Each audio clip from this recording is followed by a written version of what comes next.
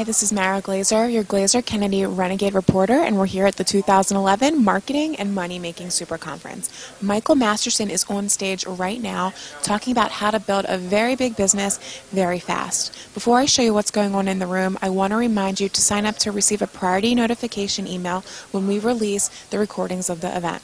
All right, let's take a look at what's going on stage.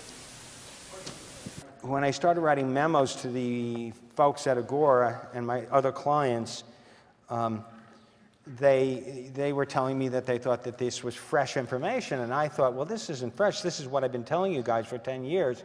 I'm just writing it down. And they said, no, it's new. And I thought, everybody, I mean, I'm saying common sense thing.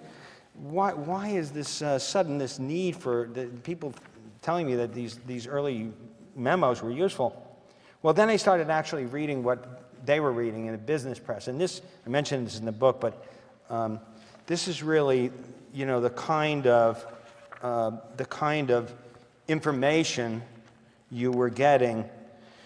Here's a, I'll just read here. One such consultant, an online company I profiled in early to rise, is a typical example. In advising potential clients about priorities for starting a new business, the consultant gave top priority to, quote, creating professionally designed logo and identity system, end quote, that, quote, included home-printed business cards with perforated edges, end quote, a corporate brochure with impressive graphics and other material that, quote, shows that you are committed both to your business and your clients.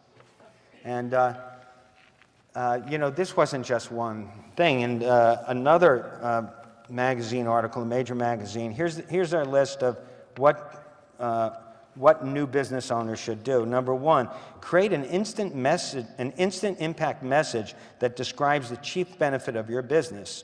Two, put it on your business cards and brochures, which you should hand out at business functions and meetings. Three, take a field trip to discover how your product or service will satisfy people's desires. Four, protect your great ideas by registering your business name, logo, and slogan. Five, create a paper trail tracking all meetings, dates, attendees, and discussions.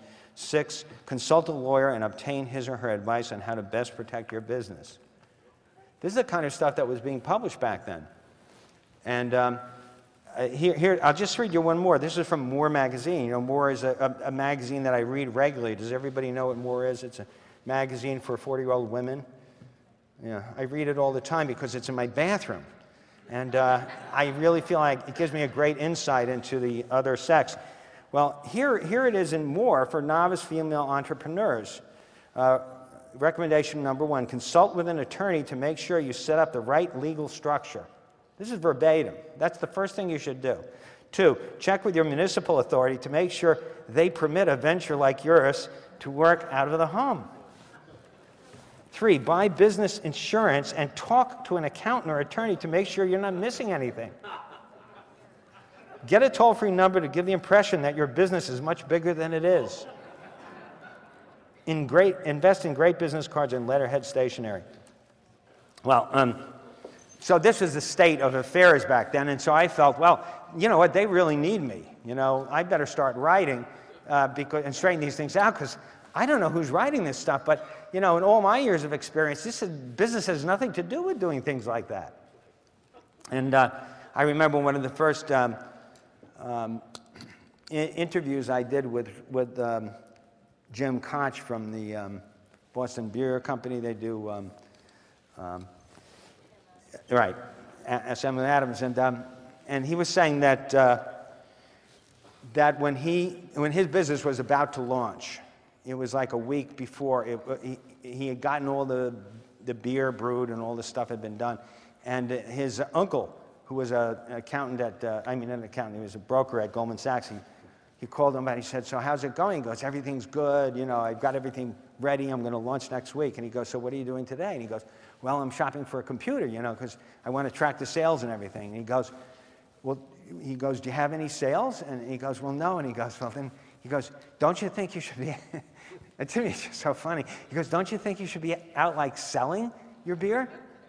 And he said, "Huh." I never thought of that, you know? So he said he went into like the bar around the corner. He was wearing a pinstripe suit, and he brought in like, he had an attaché case where he had his 5 bottles of beer. And he walks in, he puts it down, and there was a guy, and he starts like selling to the guy, talking, and the guy is like standing looking at him, and it turns out that the guy was the bar back and didn't speak English. He was Polish or something. But the owner came in, and he bought a couple of cases, and then, you know, and this guy, Jim Concha's, you know, a Harvard MBA, and he said, you know, suddenly I realized what business was, you know, what launching a business was. It was about selling. He said, you know, when I went to Harvard, they made fun of people who sold things. They said that it was like, you know, but it's kind of true. I mean, I always had that feeling too when I interacted with MBAs, you know. They have this, marketing is okay. Product creation, repurposing, any kind of new fancy word is cool, but actually selling, well, that's a little bit dirty. That's for other people, you know.